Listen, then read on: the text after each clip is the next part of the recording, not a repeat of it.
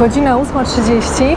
Ale już praca. Dzień drugi, a my już od 15 minut maszerujemy. Dzisiaj zaczynamy od odwiedzenia komisji LSR, dobrze powiedziałam, która jest odpowiedzialna za to, żeby wybierać sędziów w Holandii. Wczoraj dowiedzieliśmy się wielu bardzo ciekawych rzeczy, jak na przykład to, że żeby zostać sędzią, trzeba spełnić 69 różnych kryteriów, z czego brane są pod uwagę kryteria komunikacyjne, umiejętności społecznych, otwartego feedbacku, rozmowy, więc dużo takich kompetencji miękkich. Dzisiaj się dowiemy dokładnie, jak to wygląda, także mamy zaplanowane dosyć długie spotkanie i mam nadzieję, że będzie nam dane coś nagrać dzisiaj. No dobrze, wygląda na to, że jesteśmy na miejscu pod budynkiem komisji.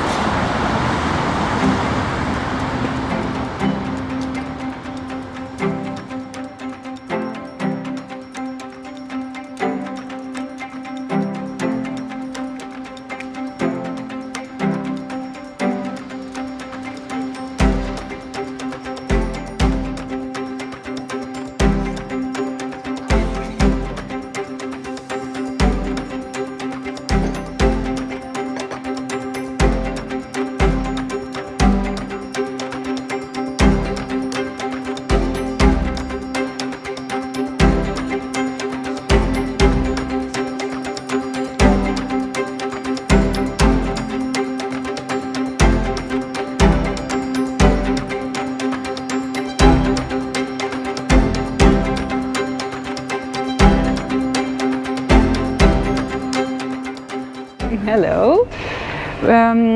We are here at the school or the institute. We educate judges and also select judges. This is also the building the LSR is located at.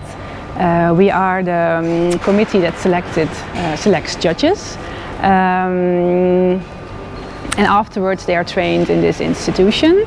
Here you have the rooms they are trained in. But we also train them online, and we train them at different external locations through the country. But this is the main location. We also have the administration of the LSR, the selection committee. There are 5 people working day and night to select the judges, to see the forms are right and organize all the interviews they have to do, the tests they have to make. They report how it went and when a person goes through and when a person has to stop with the selection because he didn't pass the test, unfortunately. Let's take a look upstairs and we can see where we work.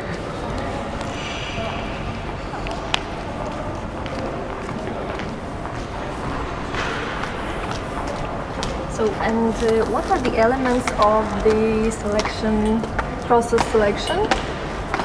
Yes, the elements are they have to fill in a lot of forms and an application letter.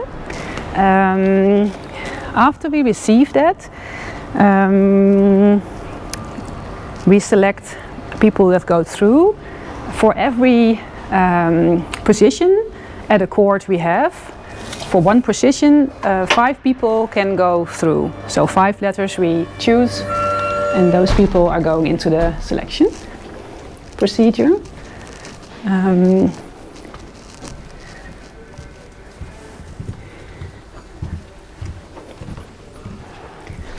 After the brief selection, they make a test, the intellectual test, 3 tests. They have to pass the test. They have to have an above academic level. It's quite hard to pass, but if you do, then you go through to the next round. This is our boardroom. Another meeting? Yeah, another meeting, yeah. Our director, Margreet. Here you work. Here we work, yeah. We can choose where we sit, but this whole area is from the education employees, but also from the LSR employees. So if the candidate passes the test, it goes to the next round, and that is the local interview. That's not here. The local interview is at the local court or appeal court. They see a local commission, mostly two commissions, and after those interviews, the commissions discuss together which persons go through the next round and which has to stop. For every position that's available, 3 persons can go to the next round. I could take another look over here. More people working. These are the people working on the education.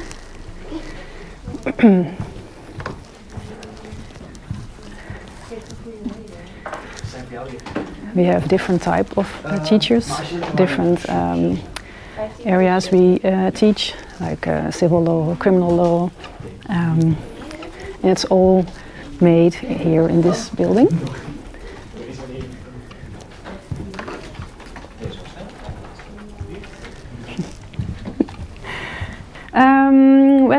When the candidates pass the local interview, they go to the next step in the selection procedure, and that's the assessment center.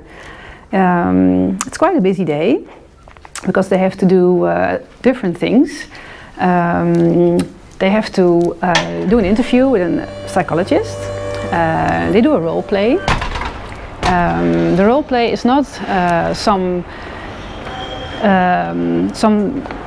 issue that has to do anything with being a judge. It's something really different.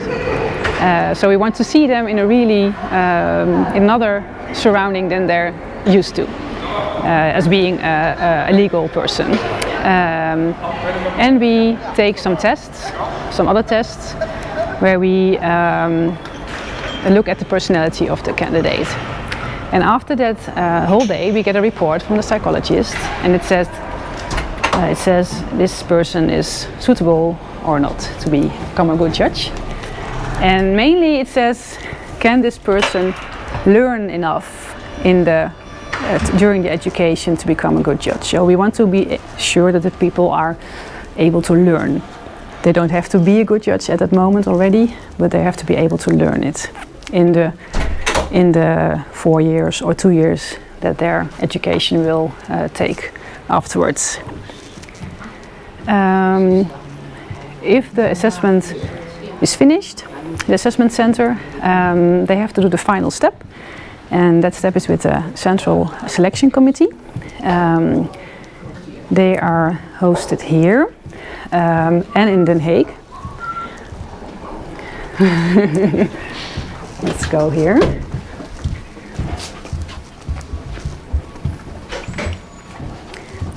And the Central Selection Committee has 3 interviews in one day. Each interview is with a couple, an internal judge and an external person from a company outside our organization. And the interviews are about 40 minutes and have a broad kind of subjects. It's about the society. What do you think about being a judge? What do you do for society? And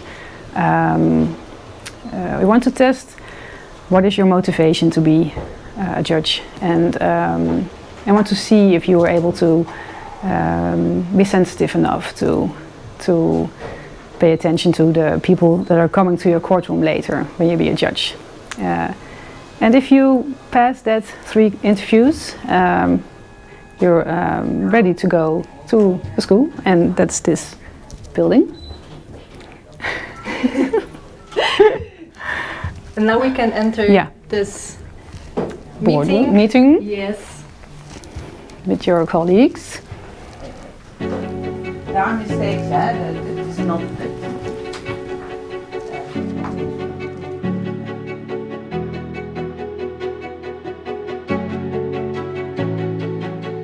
English Church on the wall. It's nice to with the Zoom room. Yeah, these are also nice. Ja, nu ben ik more. Yeah, So, I think that's the English Church. what is this room? Just training room? Training room.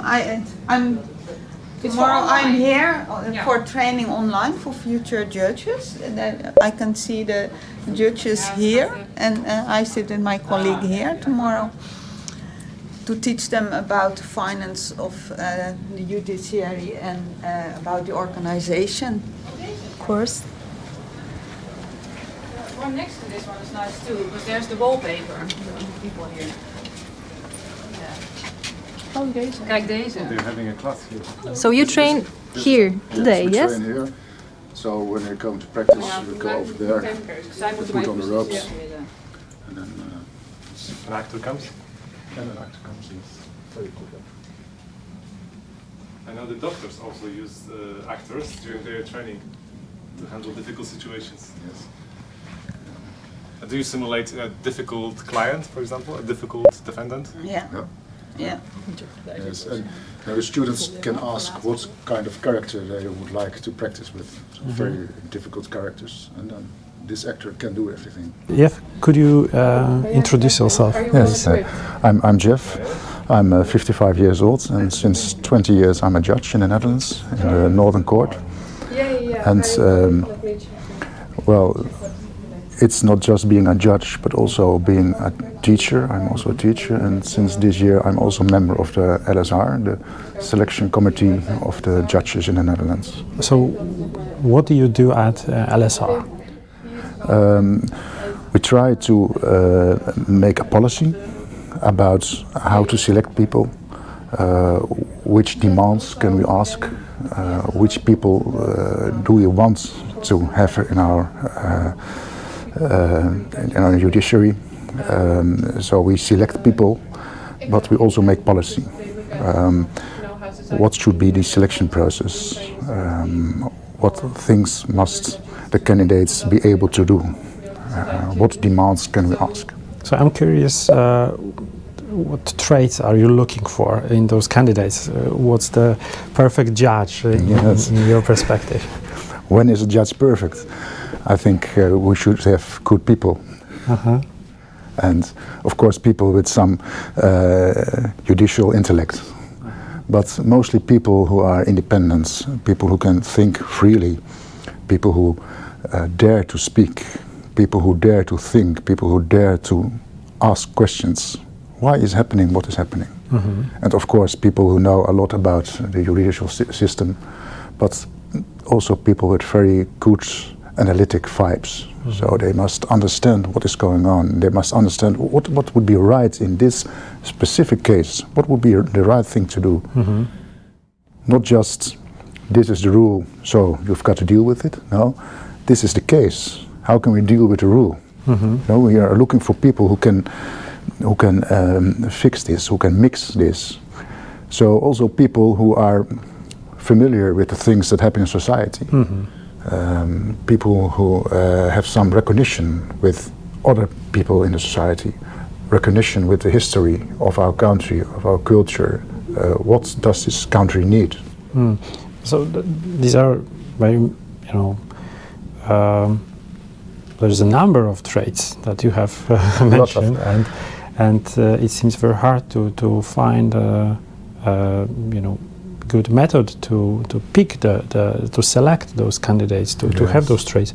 So what kind of methods are you using in LSR to basically assess whether these traits are there, and how to select objectively? Well, a who's lot the of best? things. Yes. First, there is the candidates write a letter, so we select the letters. Then they go have an analytic test, so to find out whether they're capable to give a good analysis of a problem. And then they go to some other tests, intellectual tests, systematic thinking tests. And then they have interviews with 6 different people. And those people are not just judges, but also people in society.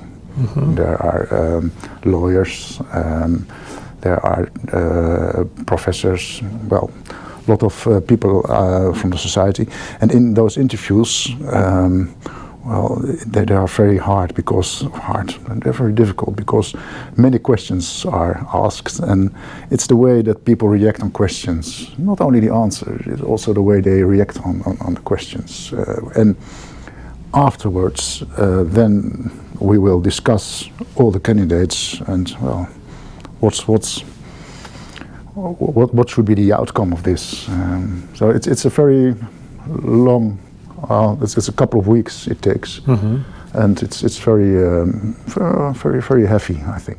You've done those interviews by yourself as well. As well, yes. Yes. So what's your favorite question to ask? My favorite question, I think, is always the question one doesn't expect. Well, it's because why are you wearing those shoes? It's very dependent on the candidate. There's not a specific question. And I know that you're expecting from the candidates to have professional experience outside of the judiciary. Yes. Why? Yes. Why do you expect them to have it? Well, you know, there is always the danger of bias. You understand? Yeah. Because in our culture, our judicial culture, there's always the danger of bias. We need people who have experience with other ways of looking at things, not just judges. You know, judges are intelligent people, but it's very important that there are people among the judges who say, but in society, the opinion is this and this, or in society we have learned that. And you know, judges, they are a group, always together, independent. There's no one who tells me what to do, so I can say whatever I want as a judge. My colleagues would support me, but when I have colleagues who have been a lawyer for a couple of years, or a teacher or something else, they say, oh, well, it's different. In society, people say this, and it's very good to have that experience in our job. So do you care what the society thinks about your work? Of course we do care, we have to care, because we are servants to society, but we're also the guardians of society. You know, the difference, not only servants but also the guardians. We have to know what society needs, we have to listen what society needs, but we also must have the courage to say, all right, this is what society wants, this is how our system works, and our system works this way because the tradition, because there has been a lot of study about, there's been a lot of thinking. Our rule of law is developed in 250 years, and we need to respect the tradition, and at the same time knowing what society needs and wants. So we have an open window to society, we have an open window to tradition, and we're in the center, and we have to mix those two. To mix, and to weigh and balance, yes, that's very important. And because that balance, that we get people out of society. So, and there's also the aspect of recognition. When people come to the judges and they see some white old men who are all the same, and they think, well, it's another world, it's not my world. But when they see other people who have been like themselves, a teacher or a lawyer or something else, they can say, I recognize those people, and they recognize me, they know what drives me. You've been very successful. That judiciary is very respected in the society, isn't it? Yes, we are, yes. It's about, I think, 78% of the people have big confidence, great confidence in our judiciary. Our congratulations. Thank you. Thank you for the interview. You're welcome, yes. 15 pages of notes. You took some notes. Yep. Very good. And you're doing now what? You're gonna. The recordings. Hello, Daria Hoffman. Nice to meet you. Okay, bless. Nice to meet you.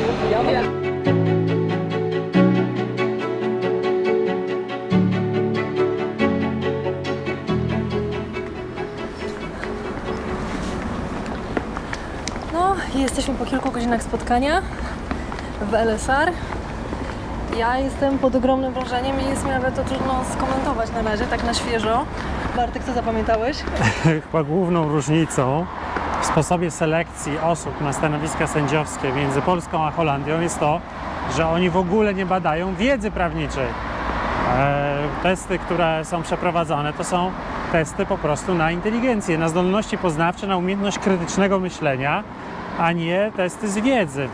Zakładają po prostu, że jak ktoś ma odpowiedni poziom zdolności poznawczych, wysoki poziom inteligencji, to po prostu jest się w stanie w przyszłości uczyć różnych rzeczy i się nauczy, jak będzie trzeba. Więc to nie jest test z wiedzy prawniczej. To jest chyba największe zaskoczenie, że w ogóle tego nie badają. No tak, ale trzeba dodać jednak, że jest wymóg minimum 2 lat doświadczenia w zawodzie prawniczym i na to zwraca się również uwagę, więc jeżeli ktoś ma bardzo małe doświadczenie, to minimalne doświadczenie powiedzmy w małej kancelarii, to jednak będą go cisnąć o szczegóły tego doświadczenia bardziej niż kogoś, kto ma wieloletnie doświadczenie w bardzo dużej kancelarii na przykład. To nie jest tak że zupełnie, że wykształcenie prawnicze nie ma żadnego znaczenia, ale faktycznie w Nie, toku ale selekcji... mówią o tym, że jest dyplom, jest doświadczenie, więc oni potem w procesie selekcji po prostu sprawdzają w większości kompetencje miękkie. Mamy całą listę, udostępnimy, pokażemy, żeby nasi odbiorcy w Polsce mogli dowiedzieć się więcej szczegółów na temat tego właśnie, jakie są etapy procesu selekcji sędziów w Holandii. Lecimy teraz do kolejnego miasta, na kolejne spotkanie. Będziemy nagrywać dalej.